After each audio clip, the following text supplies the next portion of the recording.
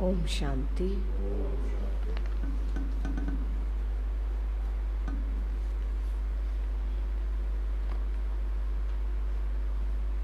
आज अव्यक्त बाप दादा के रिवाइज महावाक्य हैं 31/12/94 के।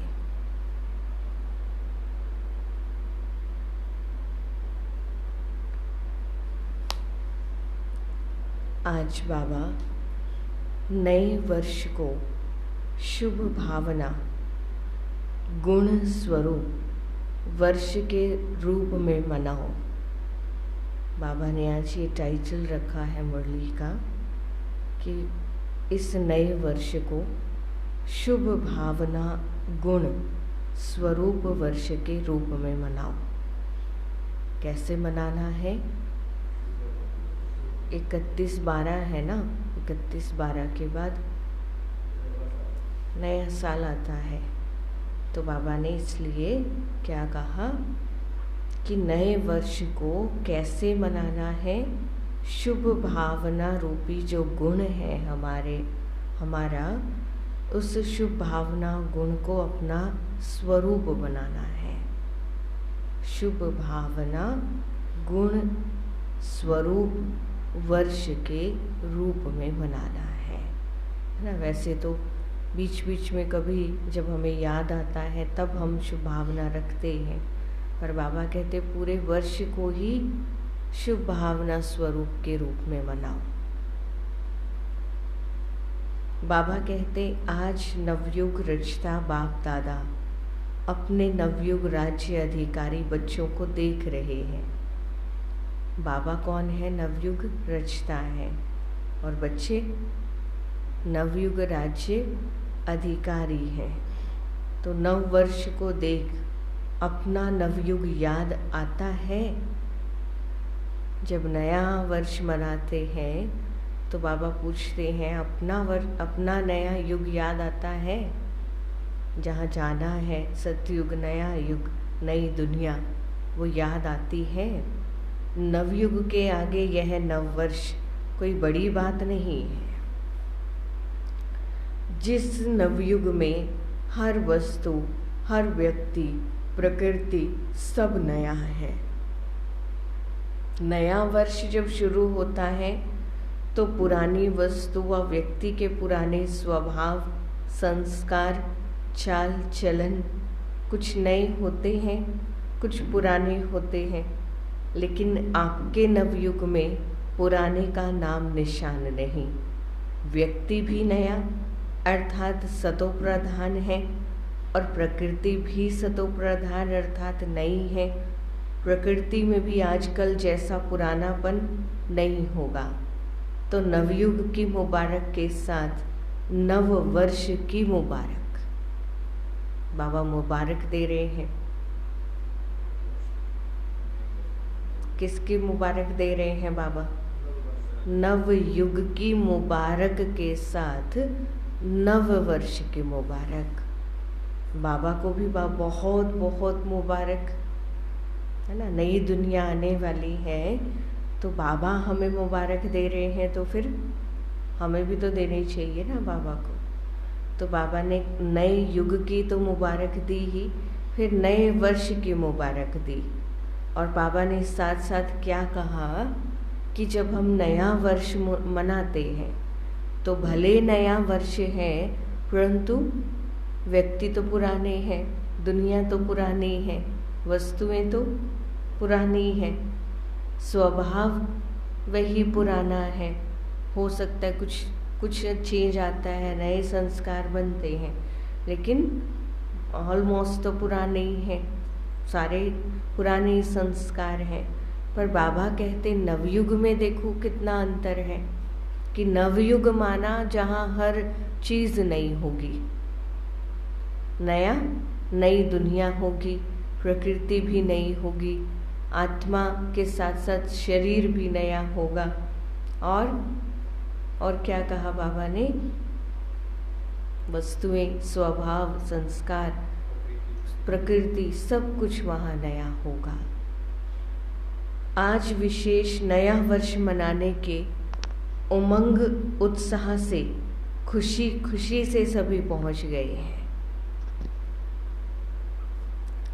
आज विशेष नया वर्ष मनाने के उमंग उत्साह से खुशी खुशी से सभी पहुंच गए हैं। तो बाप दादा भी दिल से दिल की दुआओं सहित नव युग की और नए वर्ष की डबल मुबारक देते हैं। आप सभी को भी डबल याद है या सिंगल याद है? बाबा पूछ रहे हैं, डबल याद है या सिंगल याद है? अपना नया युग नयनों के आगे बुद्धि में स्पष्ट है ना? नई दुनिया का चित्र बाबा कहते बुद्धि में स्पष्ट है ना, जहाँ जाना है। आप सभी को भी जैसे कहेंगे कल से नया वर्ष शुरू है, ऐसे ही कहेंगे कल नवयुग आया कि आया। इतना स्पष्ट है, नशा है। सभी नवयुग के राज्य अधिकारी हैं, सभी राजा बनेंगे तो प्रजा बनाई है। बाबा कहते नया युग तो आने वाला है। अब नए युग में क्या होगा? नव युग माना बाबा बच्चों को किस रूप में देख रहे हैं? स्वराज्य अधिकारी के रूप में देख रहे हैं, राजा के रूप में देख रहे हैं, महाराजा के रूप में देख रहे हैं। तो बाबा पूछते हैं कि नवयुग की प्रजा तैयार की है? अब नवयुग में प्रजा भी तो चाहिए ना, राजा तो तभी बनेंगे ना जब प्रजा भी होगी। तो बाबा पूछते प्रजा बनाई है? प्रजा बन गई है? आप सब तो राजा हो, लेकिन राज्य किस पर करेंगे? बाबा कहते आप सब तो राजा हो, परंतु राज्य किस पर करेंगे? प्रजा तैयार होगी तभी उसी पर तो राज्य करेंगे ना। तो बाबा का भाव क्या है? बाबा रियलाइज करा रहे हैं कि राजा तो बनना है, परंतु प्रजा बनाई है कि नहीं। आप सब तो राजा हो, लेकिन राज्य किस पर करेंगे? अपने ऊपर। तो बाप दादा नवयुग और नया वर्ष डबल देख रहे हैं। कल की बात है ना, वो भी कल और ये भी कल की बात है। फिर नवयुग होगा ना, अपने नवयुग की ड्रेस यानी शरीर सामने दिखाई देती है।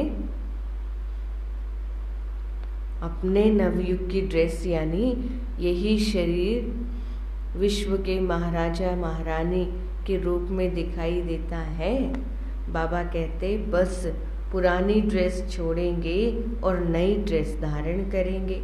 तो वो ड्रेस अच्छी चमकीली सुंदर है ना। अभी तो देखो हर व्यक्ति में कोई ना कोई नुक्स होगा। कोई की नाक टेढ़ी होगी, किसी की आंखें टेढ़ी होंगी, किसी के होठ ऐसे होंगे। और नवयुग में सब नंबर 1 होगा। हर कर्मेंद्रिय एक्यूरेट होगी। बाबा कहते तो ऐसी ड्रेस सामने खूंटी पर लगी हुई है ना, दोनों तरफ सामने। तो बाबा पूछते हैं ऐसी अपनी ड्रेस अच्छी पसंद है? देख रहे हो ना। बाबा पूछ रहे हैं पसंद है सबको ड्रेस? पसंद है? आवाज से तो नहीं लग रहा। मंजू बहन आगे आ जाओ। तो बाबा ने क्या पूछा? पहले तो ड्रेस बताई कि ड्रेस कैसी है, फिर हमारे से पूछा कि पसंद है, देख रहे हो ना। बाप दादा सदैव जब हर एक बच्चे को देखते हैं तो क्या देखते हैं? एक तो हर एक के मस्तक की चमकती हुई मणि श्रेष्ठ आत्मा को देखते हैं। कि विशेष बाबा ने क्या देखा आज? जसवीर भाई जी नोट करो ये पॉइंट। क्या देखते हैं? एक तो हर एक के मस्तक की चमकती हुई मणि यानी श्रेष्ठ आत्मा को देखते हैं, और साथ साथ हर एक बच्चे के भविष्य की श्रेष्ठ लकीर को देखते हैं। हर एक का भाग्य कितना श्रेष्ठ है। सभी का भाग्य श्रेष्ठ है ना, कि किसी का मध्यम भी है, सभी 1 हैं, सेकंड थर्ड और आने वाले हैं। अच्छा है, दुनिया वाले कहते हैं आपके मुख में गुलाब, और बाप दादा कहते हैं आपके मुख में गुलाब जामुन।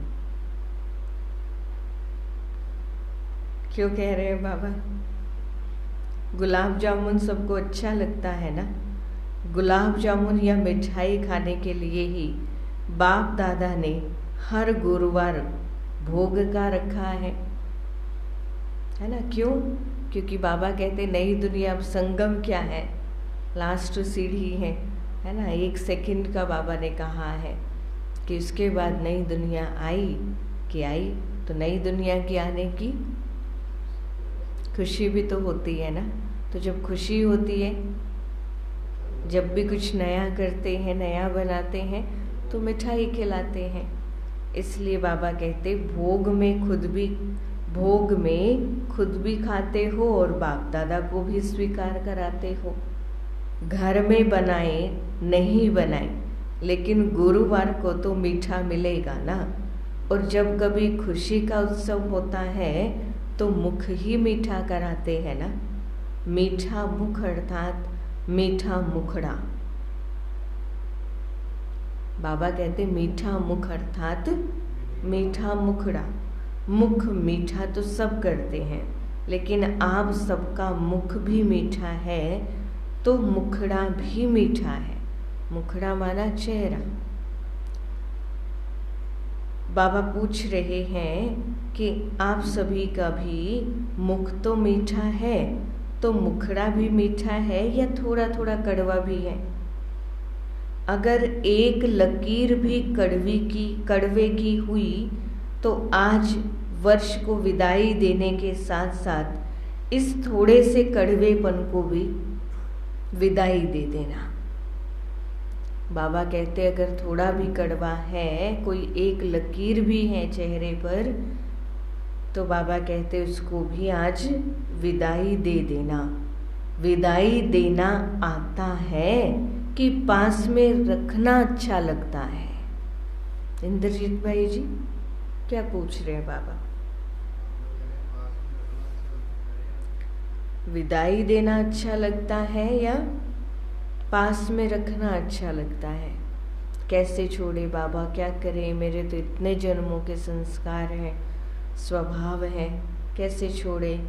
तो बाबा कहते या विदाई देकर फिर बुला लेंगे। बाबा ने कहा है तो एक बार तो विदाई दे देंगे बाबा के सामने, पर फिर बुला लेंगे। फिर वही स्वभाव संस्कार आ जाते हैं। फिर कहेंगे हम छोड़ना तो चाहते हैं, लेकिन माया छोड़ने नहीं देती। ऐसा भी होता है क्या?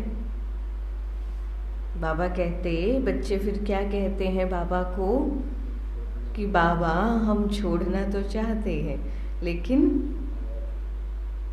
माया नहीं छोड़ती। ऐसे तो नहीं कहेंगे कि हमने छोड़ दिया लेकिन माया आ गई। अब बाबा के सारे जवाब सुन लो। ये जवाब किसके होते हैं? बच्चों के ही होते हैं।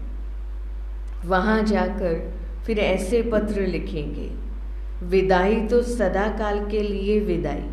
विदाई देने का अर्थ ही है फिर आने नहीं देना, या कभी कभी आ जाए तो कोई हर्जा नहीं। बाबा कहते, बाबा को पत्र भी लिखते हैं कि बाबा आज से हम ये आपको देते हैं या छोड़ते हैं, आज से हम ऐसे नहीं करेंगे।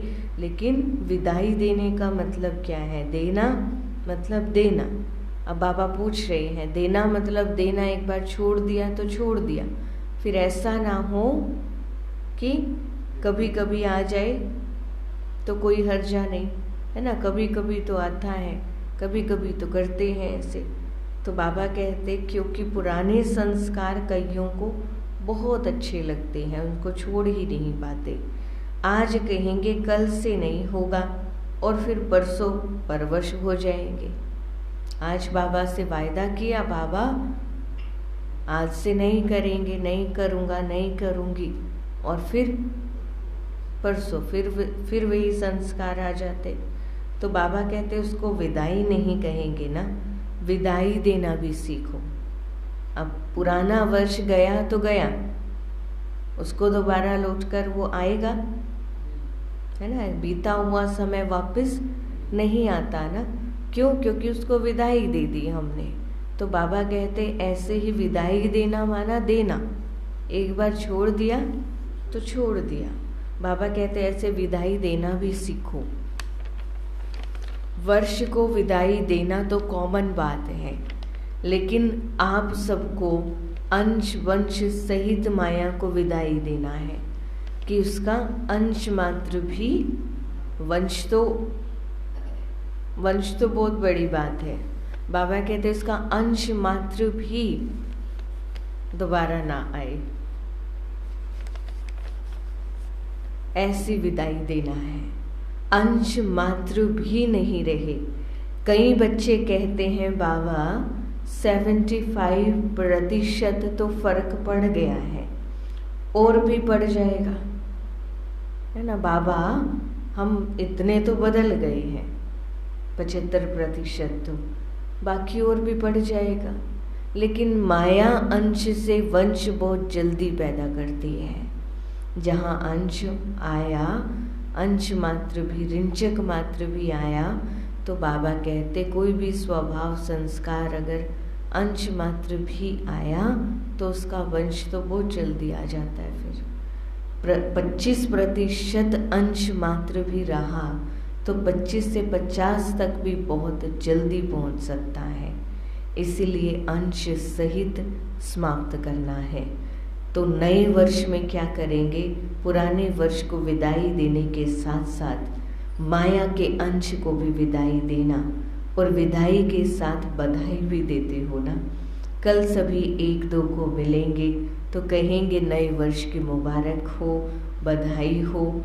तो विदाई दो, और विदाई के साथ साथ अपने को भी और दूसरे को भी सदा फरिश्ते स्वरूप की बधाई दो। क्या कह रहे हैं बाबा?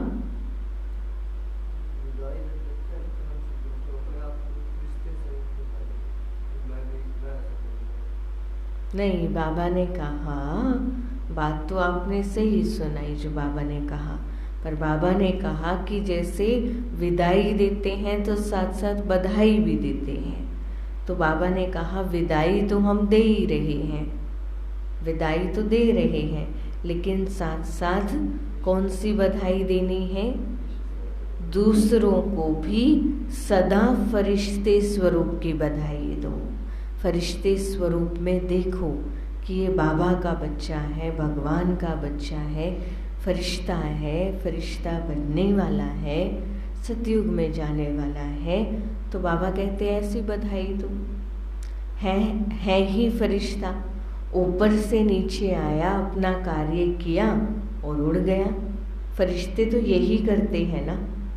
उड़ती कला की निशानी पंख दिखाए हैं, कोई आर्टिफिशियल पंख नहीं है, लेकिन ये फरिश्तों को जो पंख दिखाते हैं उसका अर्थ है फरिश्ता, अर्थात उड़ती कला वाले। तो फरिश्ते स्वरूप की बधाई स्वयं को भी दो और दूसरों को भी दो। तो बाबा ने कहा सदा फरिश्ते स्वरूप की स्मृति में भी रहो और दूसरे को भी उसी स्वरूप में देखो। हम दूसरे को देख ही तब सकेंगे जब स्वयं स्मृति में होंगे। जब स्वयं की स्मृति होगी मैं आत्मा हूँ, तभी सामने वाले के प्रति भी वही दृष्टि होगी कि ये भी आत्मा है। तो पहला अपने आप को पक्का करना है, फिर साथ साथ ये भी प्रैक्टिस करनी है, अभ्यास करना है कि जैसे मैं फरिश्ता, मैं बाबा का बच्चा, मेरा साथी, मेरा भाई, मेरी बहन, ये भी सब फरिश्ते हैं, फरिश्ते रूप में देखना है। तो बाबा कहते सभी को फरिश्ते स्वरूप की मुबारक दो। सदा फरिश्ते स्वरूप की स्मृति में भी रहो और दूसरे को भी उसी स्वरूप में देखो। फलाना है, फलाना है, फलानी है, ऐसे नहीं, फरिश्ता है। ये फरिश्ता संदेश देने के निमित्त है। बाबा कहते ये फलानी बहन है, फलानी माता है, भाई है, ये नहीं देखना। अब क्या देखना है? ये फरिश्ता है। तो बाबा कहते फरिश्ता माना संदेश देने के निमित्त है। तो समझा, सभी को फरिश्ते स्वरूप की मुबारक दो, चाहे कोई कैसा भी हो, लेकिन दृष्टि से सृष्टि बदल सकती है। चाहे कोई कैसा भी हो, बाबा कहते, लेकिन हमारी दृष्टि से सृष्टि बदल सकती है। जब दृष्टि से सृष्टि बदल सकती है, तो क्या ब्राह्मण नहीं बदल सकता? बोलो। बाबा पूछ रहे हैं, तो क्या ब्राह्मण नहीं बदल सकता? जब इतनी बड़ी सृष्टि को परिवर्तन कर सकते हैं, तो हम बाबा के बच्चे के प्रति जब ऐसी दृष्टि रखेंगे तो वो भी बदल सकता है। आपकी दृष्टि स्मृति हर आत्मा को बदल देगी। बाप दादा को कभी कभी बच्चों पर हंसी आती है। क्यों हंसी आती है? आप लोगों को भी अपने ऊपर आती है। आप लोगों को भी किस बात पर?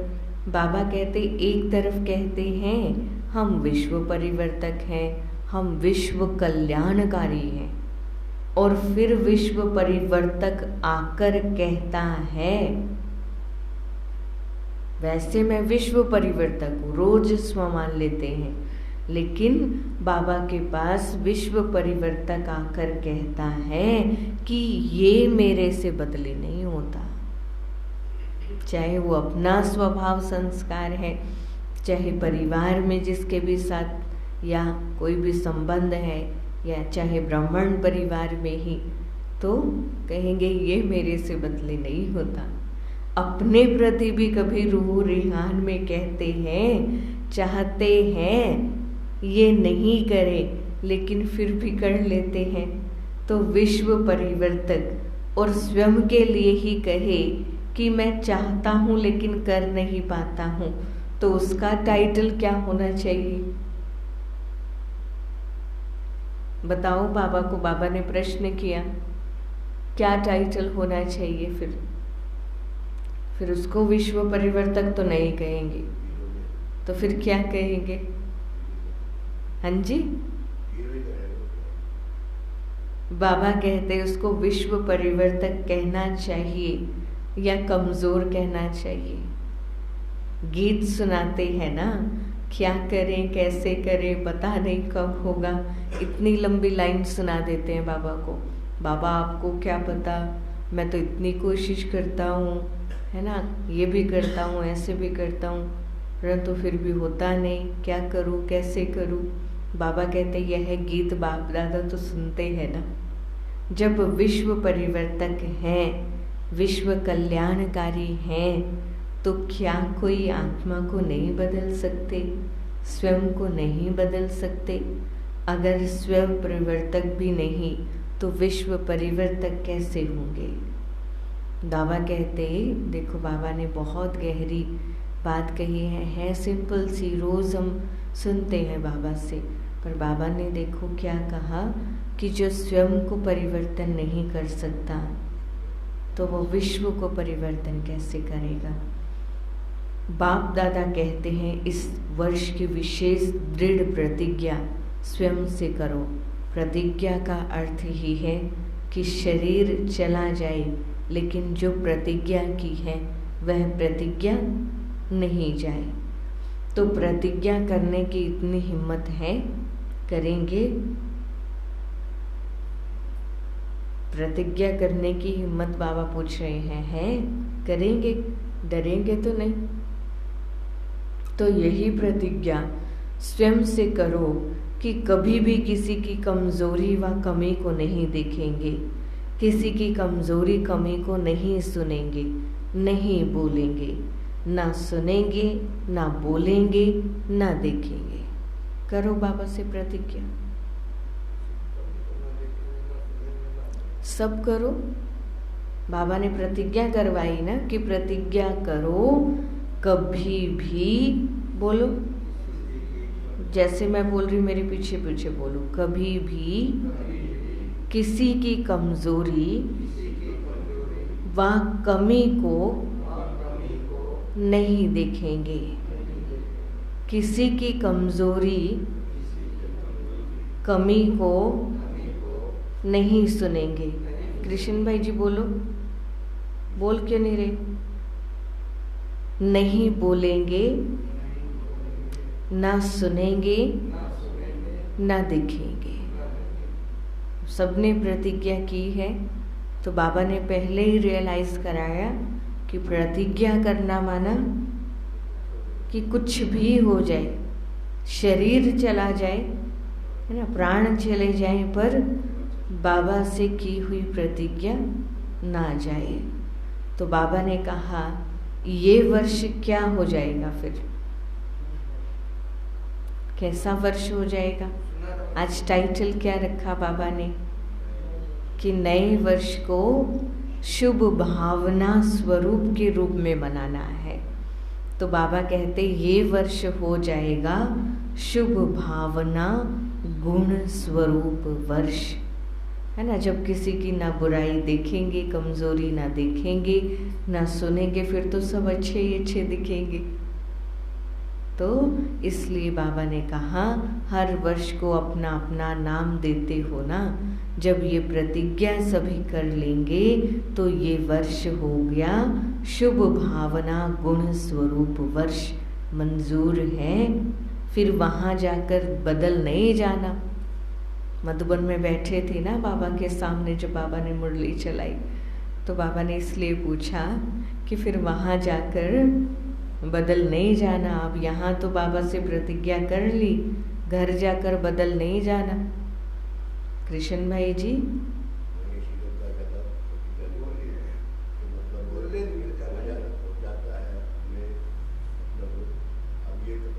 कृष्ण भाई जी जब हम प्रतिज्ञा करेंगे ना तो बाबा हमें वो ताकत भी देंगे, वो शक्ति भी देंगे।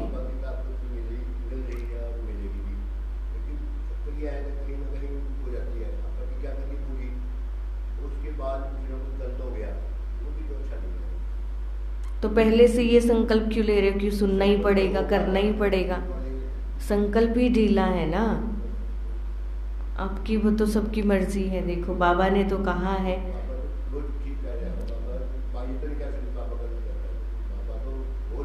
फिर उसको अमल में भी तो लाना है ना। सुनने का फायदा क्या है? फिर बाबा जो कह रहे हैं राइट कह रहे हैं, पर उसको अमल में अगर हम नहीं लाएंगे तो फिर सुनने का फायदा क्या है? तो बाबा कहते, बाबा ने कहा फिर वहाँ जाकर बदल नहीं जाना। फिर कहेंगे मधुबन में तो वायुमंडल अच्छा था और यहाँ तो वायुमंडल का संग है ना। परिवर्तक किसी के संग में नहीं आता, किसी के प्रभाव में नहीं आता। अगर परिवर्तक ही प्रभाव में आ जाएगा तो परिवर्तन क्या करेगा? बाबा कहते इसीलिए इस वर्ष को गुण मुहूर्त शुभ भावना वर्ष के रूप में मनाओ। किसी की अशुभ बात को भी आप अपने पास शुभ करके उठाओ। अगर किसी ने कुछ गलत कहा भी है किसी और के प्रति, लेकिन आप उसको गलत ना लेकर के उसके लिए अच्छा ही सोचो, है ना। कि हर कोई किसी के दूसरे के बारे में तो बता देता है, अपने बारे में बताता है कि मैं ऐसा हूँ? कोई नहीं बताता ना। तो इसलिए बाबा कहते फिर हम क्यों किसी की बुराई सुने देखें, और जितना देखेंगे सुनेंगे वो हमारे ही अंदर आती जाएगी, हमें पता भी नहीं चलेगा कब वो अंश से वंश बन जाएगी। इसलिए बाबा ने कहा कि देखो ही नहीं, सुनो ही नहीं। कितनी बार तो बाबा प्रतिज्ञा करवाते हैं। तो बाबा से आज प्रतिज्ञा करी तो उसको निभाने की पूरी पूरी कोशिश करनी है कि बाबा से प्रतिज्ञा की है तो हमें ऐसा बन के भी दिखाना है। बाबा कहते अशुभ देखते हुए भी आप शुभ दृष्टि से देखो। अशुभ देखते हुए भी आप शुभ दृष्टि से देखो। जब प्रकृति को बदल सकते हो तो मनुष्य आत्माओं को क्यों नहीं बदल सकते? और उसमें भी ब्राह्मण आत्माएं, ब्राह्मण परिवार, उनको नहीं बदल सकते हो? जब सबके प्रति शुभ भावना होगी तो कारण शब्द समाप्त होकर निवारण शब्द दिखाई देगा। फिर हम कारण नहीं बताएंगे बाबा को, ये कारण था इसलिए ऐसे हुआ, इसलिए उनकी बात की या ये किया या सुना, तो फिर बाबा को कारण नहीं देंगे। उसका निवारण निकालो ना, तरीका निकालो कि कैसे हमें इन सब चीज़ों से दूर रहना है। अगर डॉक्टर ने कहा शुगर है आपको, मान लो डॉक्टर ने कहा मीठा नहीं खाना, लेकिन फिर भी मीठा खाने का मन तो करता है, तो उसका निवारण तो निकालते हैं ना। या तो शुगर फ्री कोई चीज़ यूज़ करेंगे, या फिर जिसमें बहुत बहुत कम मीठा है वो चीज़ हम खाएंगे। कुछ तो निवारण निकालेंगे ना, उसका तरीका निकालेंगे ना, कि सोच कर के बस डॉक्टर ने मना कर दिया तो कभी खाएंगे ही नहीं, ऐसा तो कोई भी नहीं है। उसका निवारण निकालते हैं। तो बाबा ने कहा कारण नहीं देना, बाबा को निवारण निकालना है। इस कारण से ये हुआ, इस कारण हुआ नहीं, कारण को निवारण में परिवर्तन करो। हिम्मत है? हिम्मत है? बोलो जी बाबा, अच्छे से बोलो जी बाबा। अच्छा, बाप दादा जब टीवी खोलते हैं तो बड़ा मज़ा आता है। कौन सी टीवी की बात कर रहे हैं बाबा? बाबा जब टीवी खोलते हैं तो बड़ा मज़ा आता है। ये कलयुगी टीवी नहीं देखते बाबा। कौन सी टीवी? ब्राह्मणों की टीवी देखते हैं। ऐसे नहीं आप लोग वह टीवी खोल लो, ऐसे नहीं करना कि बाबा भी तो टीवी देखते हैं, हम भी टीवी देखेंगे। तो बाबा कहते हैं ऐसे नहीं कि वो आप लोग भी वह टीवी खोल लो, ऐसे नहीं करना। तो जब बच्चों का खेल देखते हैं तो बहुत मज़ा आता है बाबा को। बाबा जब सारे दिन अपने बच्चों की, बाबा कहते हैं ना वीडियो रिकॉर्ड हो रही है, तो बाबा वो वीडियो देखते हैं तो बाबा को बहुत मज़ा आता है। मिक्की माउस का खेल तो करते हो ना, थोड़े टाइम के लिए कोई शेर बन जाता है, थोड़े टाइम के लिए तो शेर बन जाते हैं, और कोई कुत्ता बन जाता है। जिस समय क्रोध करते हो उस समय क्या है, क्या हो, और जिस समय किसी से डिस्कस करते हो उसके ऊपर वार करते जाते हो, सिद्ध करते जाते हो, तो उस समय क्या हो? मिक्की माउस बन जाते हो ना। बाबा कहते जब क्रोध करते हो तो क्या उस समय क्या हो, लेकिन जब किसी से डिस्कस करते हो, उसके ऊपर वार करते जाते हो, सिद्ध करते जाते हो, उस समय क्या हो? तो इस वर्ष मिक्की माउस नहीं बनना। क्या बनना है? क्या बनना है? फरिश्ता बनना है। मिक्की माउस का खेल बहुत खेल लिया, इतने जन्मों से खेल तो रहे हैं, और अभी इस जन्म में भी कितने वर्ष हो गए जब से बाबा के बने हैं, तो बहुत खेल लिया। बाबा कहते ये वर्ष ऐसे शक्तिशाली वर्ष मनाना, क्योंकि इस समय तो समीप आना भी है और लाना भी है। ड्रामानुसार आना तो है ही, लेकिन लाने वाले कौन है ना? भले ड्रामा में नूंद है, ये समय जाएगा ही जाएगा, परंतु बाबा कहते इस समय नज़दीक लाने वाले कौन है, उसके ऊपर भी तो अटेंशन रखनी है ना। आप ही हो ना। दूसरी विशेषता इस वर्ष में क्या करेंगे? नए वर्ष में एक तो बधाइयाँ देते हो और दूसरी गिफ्ट देते हो।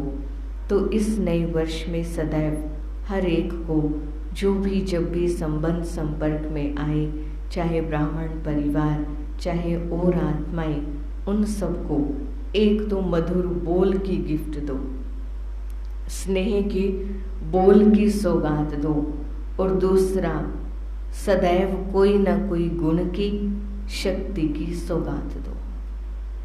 पहला बाबा ने क्या कहा था कि विदाई देते हैं, तो किसको विदाई देनी है?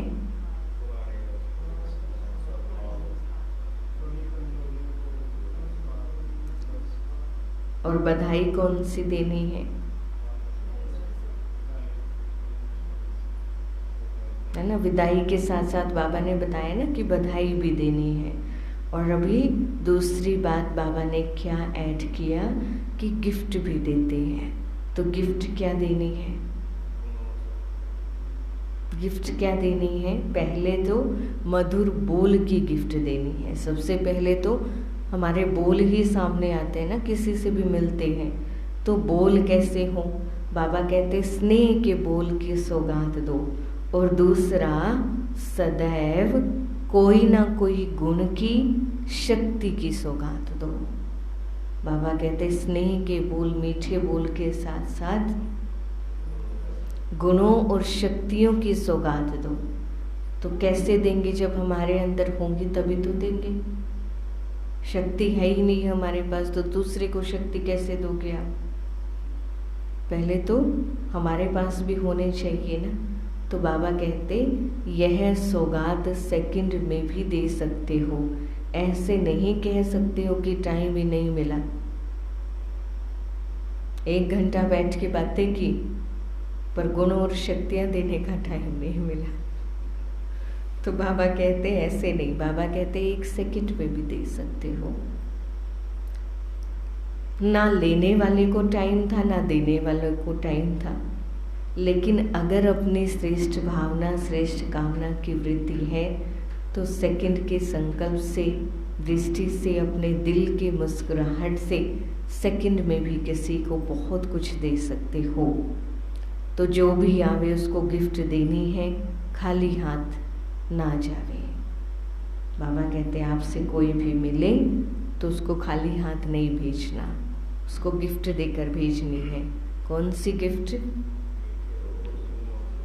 मधुर बोल, स्नेह के बोल और गुणों और शक्तियों की सौगात देनी है, गिफ्ट देनी है। तो बाबा कहते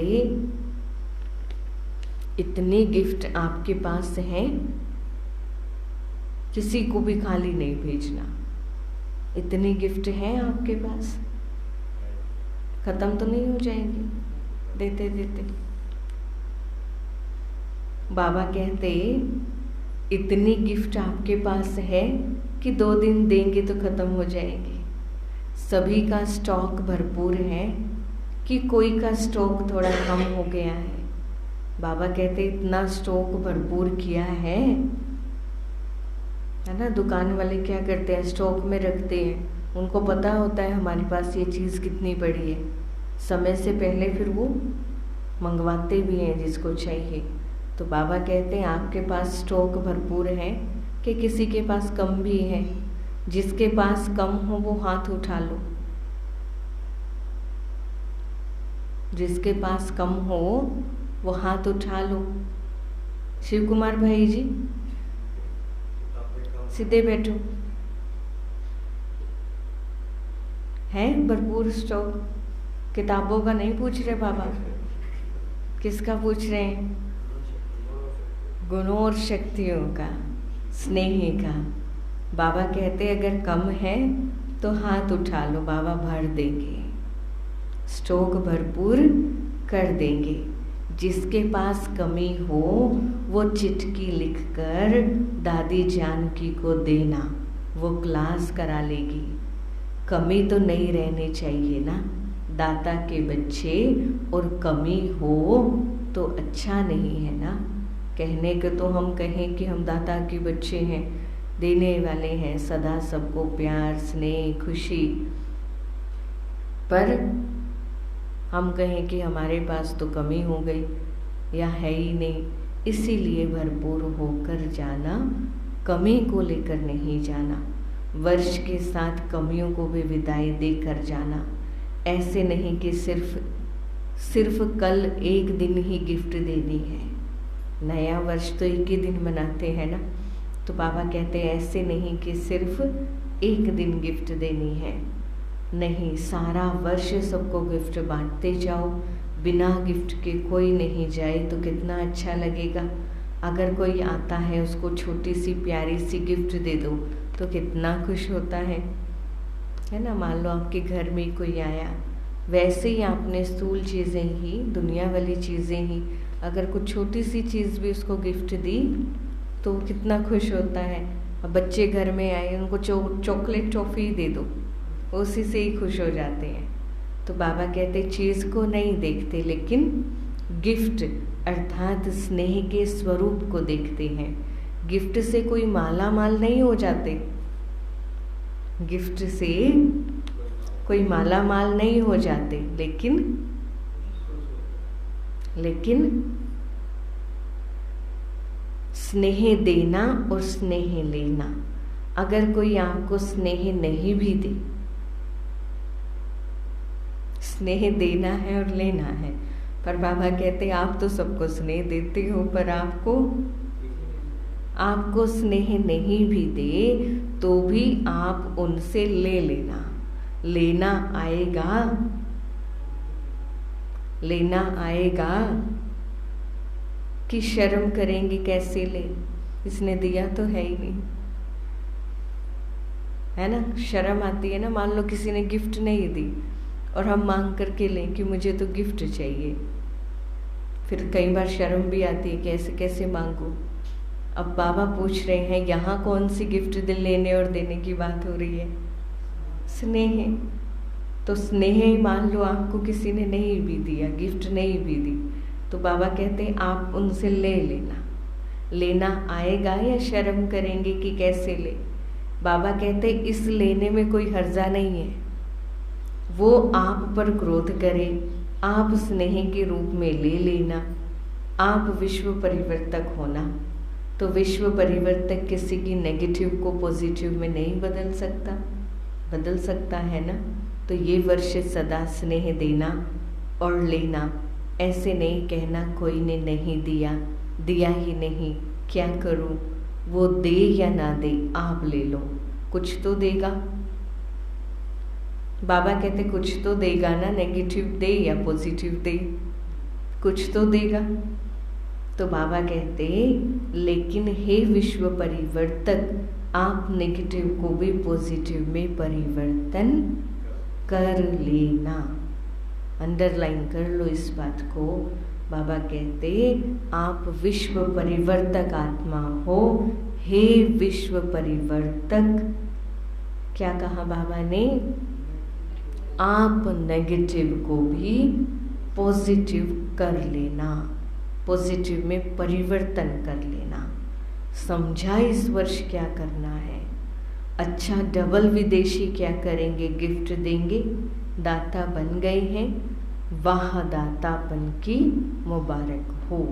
बाप दादा रोज बच्चों की एक बात देखते हैं, कौन सी? कि ये मैं और मेरा ये परेशान कर देता है। कभी मेरा आ जाता है, कभी मैं आ जाता है, कभी मेरा आ जाता है तो कभी मैं आ जाता है, जो बीच बीच में परेशान करता है। तो जब वर्ष परिवर्तन हो रहा है तो इस मैं और मेरे को भी परिवर्तन करो। शब्द भले मैं बोलो, लेकिन मैं कौन, है ना। कई शब्द यूज करने पड़ते हैं, तो मैं जब शब्द बोले तो बाबा कहते याद क्या आए? मैं कौन।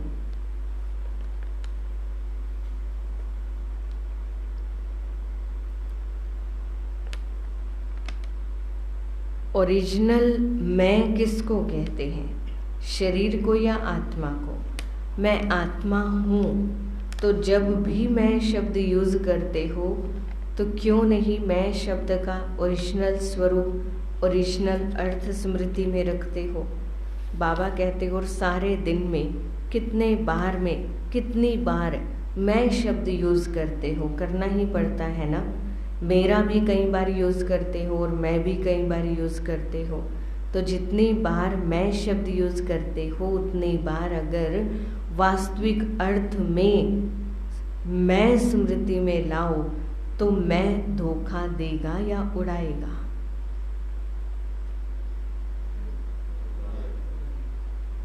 कितनी बार बाबा कहते पूरे दिन में हम कुछ भी बात करते हैं या कुछ भी करते हैं तो कितनी बार मैं शब्द यूज करते हैं, और अगर उस मैं शब्द में हम ये स्मृति लाएं कि मैं कौन, तो बाबा कहते ये अभ्यास ऊपर लेकर जाएगा, ऊपर लेकर जाएगा या धोखा देगा, है ना। मैं देह अभिमान वाला मैं तो नीचे ही गिराएगा, धोखा ही देगा। पर ये शब्द बाबा कहते उड़ाएगा।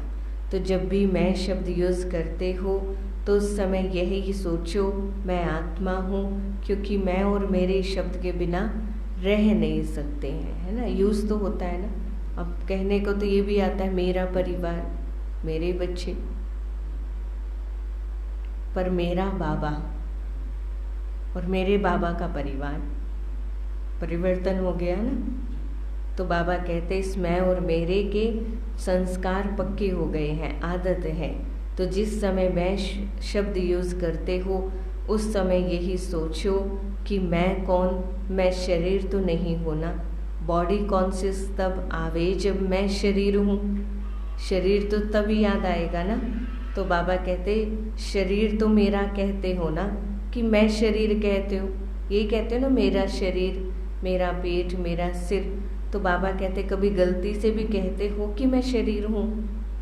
नहीं कहते ना, गलती से भी नहीं कहेंगे ना कि मैं शरीर हूँ।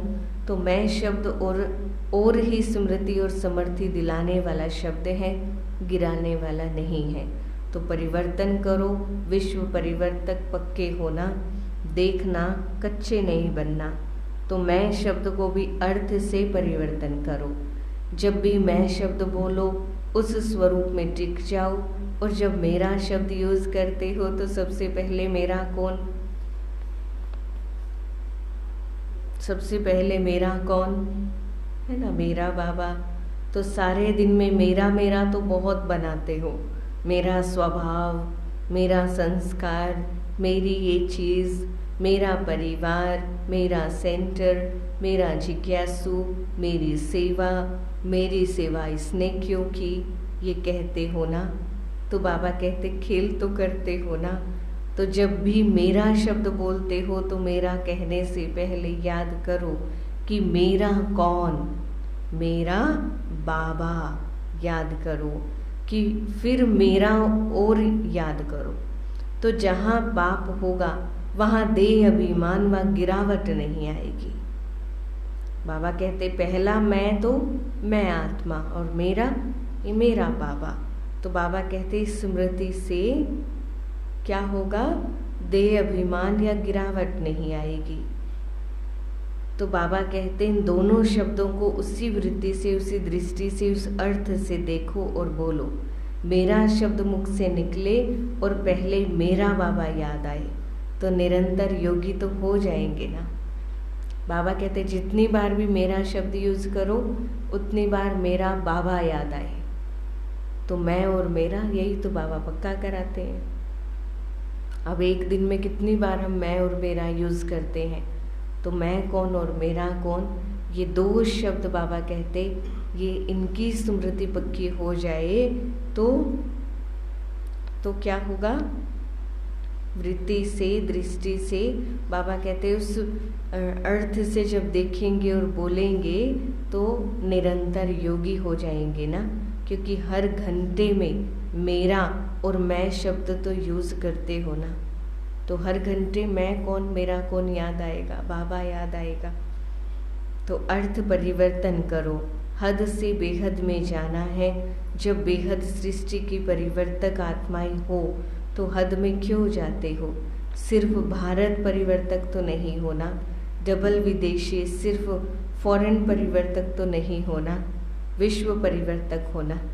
विश्व अर्थात बेहद, विश्व परिवर्तक है, यह पक्का याद है ना। तो ऑटोमेटिकली निरंतर योगी सहज बन जाएंगे, मेहनत नहीं करनी पड़ेगी, क्योंकि भाव और भावना बदल जाएगी।